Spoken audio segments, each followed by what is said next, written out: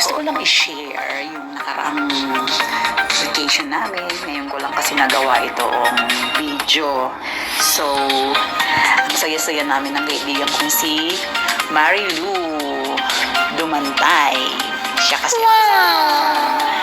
magbakasyon ako way back last year, 2024, June. Dito super happy kaming dalawa dahil ako after 5 years as OFW in Israel, ngayon lang ulit nakapagbakasyon dahil sa maraming mga pangyayari like sa COVID. I'm so very happy. Okay, let's go. At yun na nga, nasa loob na kami ng airplane. Super enjoy ang dalawang peg. Minumuni-muni namin yung mga mga kagagahan.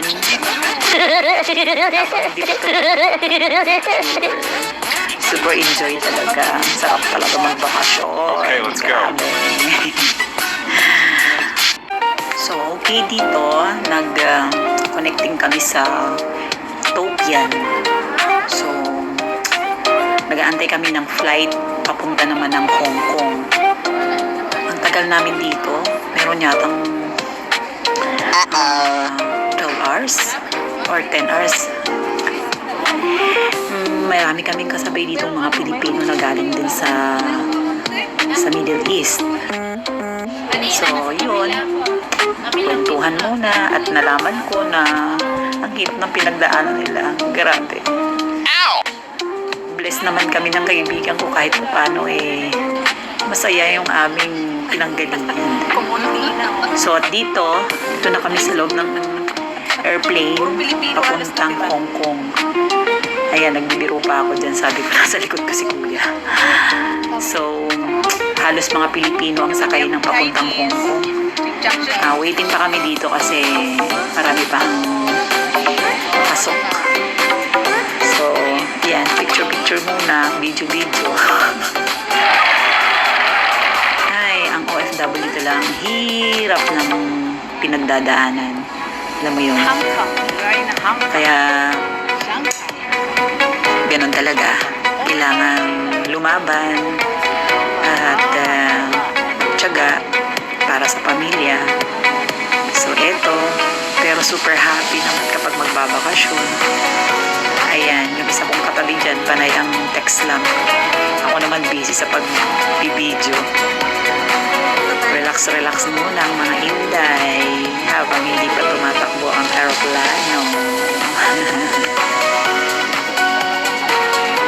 Pero excited na talaga ako makita ko dyan ng pamilya.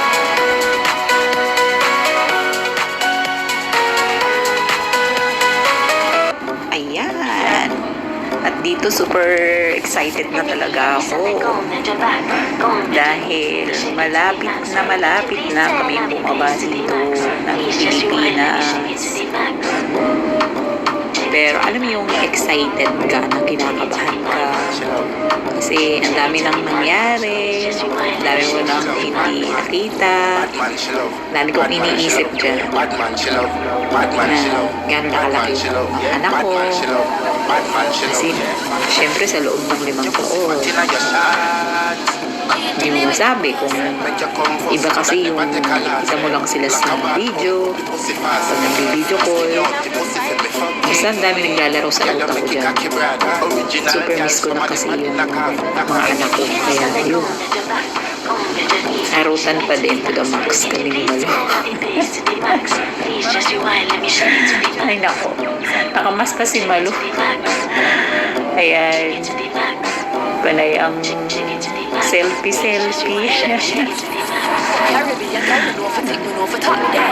Ang saya lang kasi after how many years yung uuwi ka ng masaya kahit walang ganong dalang baon. Importante, nagkita-kita, diba? So, ayan na nga po. Dahil malapit na kami bumaba, super excited na. So, ilang oras na lang at nasa airport na kami ng Pilipinas that time. So, dito guys, paikot-ikot yung eroplano namin kasi masama ang panahon, hindi sila makalanding.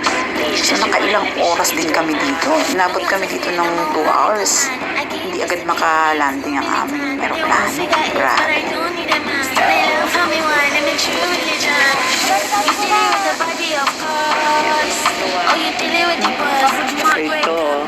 Ito yung bantuwa ako eh. Sabi ko, grabe ang Pilipinas. Dikit-dikit yung bahay. Wala sa ayos. Tsaka ang tagal namin bumaba dyan. Paikot-ikot yung aeroplano. Grabe. Ito pala malaki ba? Eh, sa sobrang init na. Yung bang... So, fast forward. Ayan na po. Kinabukasan, nagdatingan ang aking mga angkan. Excited na makita ang kanilang inday. So, andito na po kaming lahat. Mga pamangkin ko, nanay ko, mga kapatid ko. Super excited na sila. Ayan. Ang saya-saya ko that time. Grabe. Diba? Mauulit pa po yan. So, andyan chika-chika sa mga pamangkin kong naggaganda. Ang saya-saya. Binibida nila ba't ang itim ko daw? Kailan ako pumunti? Mga apo, anak ng aking mga pamangkin. O, ayan. Super happy. Pamilya kong walang kamatayang kwentuhan. Super happy. O, ang aking bahay. Katas ng Israel. Grabe. Saya-saya ko ba? Kaya, ayan. Ang aking nag-iisang kabiyak.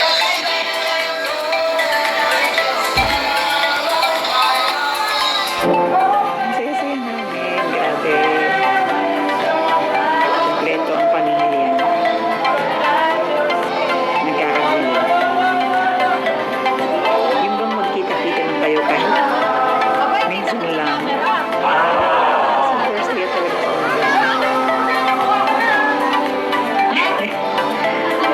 Pamangkin kong Inglesera. Andyan din. Ay, ako ko pala yung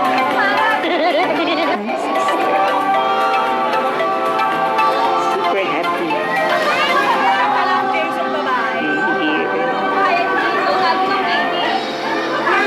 Ang daming nagbago. Yung mga batang hindi ko nakita.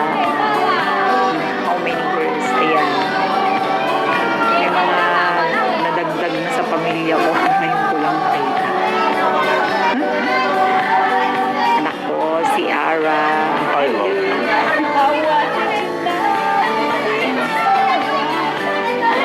Stress pa rin ako dyan. Grabe. Dahil yung biyahe namin super stressful.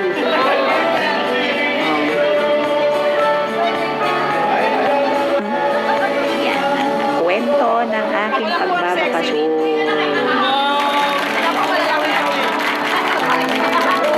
Asan na si mother? Super saya. Oh, yung pamangkin kong bambuala, si Alan. Si Christine. Si Carla. O, yung anak kong maganda. Napasawa. Super happy. Ang mga pet. So, ayan ang aking mga sisterates. Nire-ready na namin yung aming joke. With the help of my pamangkin. Diba? Ayan, tumitira na yung kapatid ko dun. Si ate Helena. Manang-mana ako. Nahilig dun kumanta. Wait nyo dyan. Magchat-chat kami ng mother ko. Ay, ang sarap balikan. Ang sarap magbakasyon. Ilang taon na hindi kayo nagkita-kita.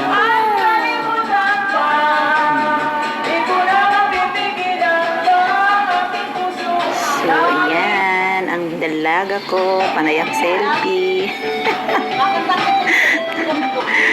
Oh, sige. Panoorin niyo po ang mga kaganapan ng umagang yun. Kahit pa pa rin ang Inday nyo. Lola Goods! Lola Goods! Pagka'y nakikita, sama na tayo. Iinis ako, masisira ang araw ko. At di ko alam bakit Ayan na si Mother, pasilip-silip. Karot. sadyang nasasaktan kahit di naman tayo. Ang puso ko'y nagdurugo at parang isip ko. Sa tuwing nakikita ko na nagkakabigan mo. Kahit di naman tayong dalawa ay lagi na lang pinagseselosan siya. Bakit ba siya at bakit di na lang ako? Uy, nandiyan na. Kayo kapatid mo, kuya. Kanina pa kayo. Sana'y mapansin ang aking nadarama sa'yo. Ako galing. Piling lang ako, sana'y mamatay na lang kahit Papa. Ito na nga po, dumating ng aking Mother Earth. Mama. Ayan, at dumating ng nanay ko. Ang saya-saya niya. Ako din very happy dahil sa kabila ng lahat, malakas pa rin ang aking mother at the age of 84. 84 ng nanay ko, tingnan mo naman. Very energetic pa rin siya. Sobrang tuwang-tuwa siya. Ang saya-saya ni Mother ni Mother Earth.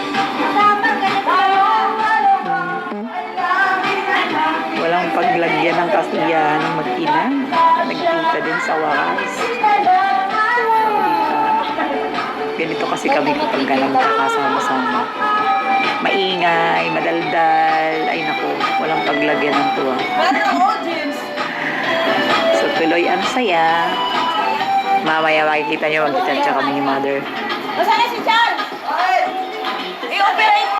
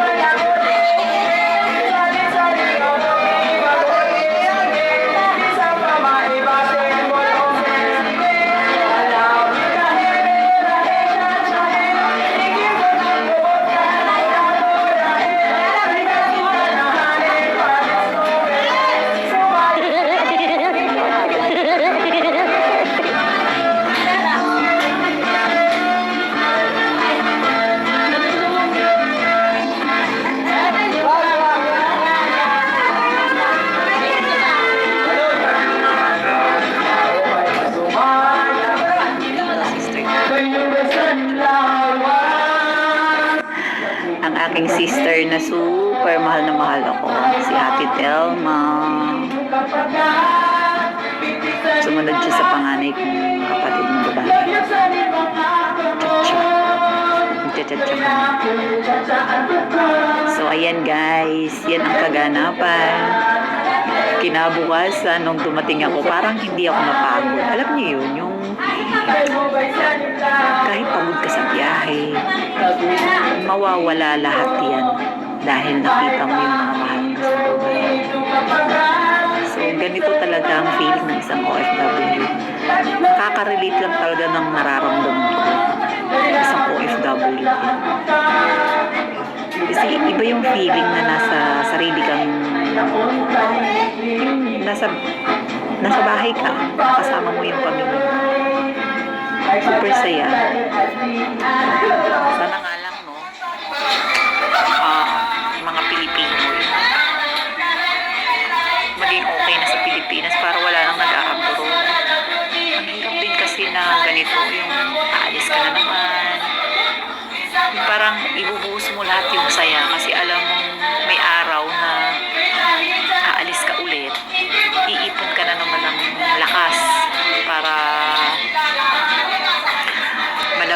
yung lungkot sa ibang bansa dahil iniisip mo ilang taon na naman na kayo magkikita-kita ng pamilya mo.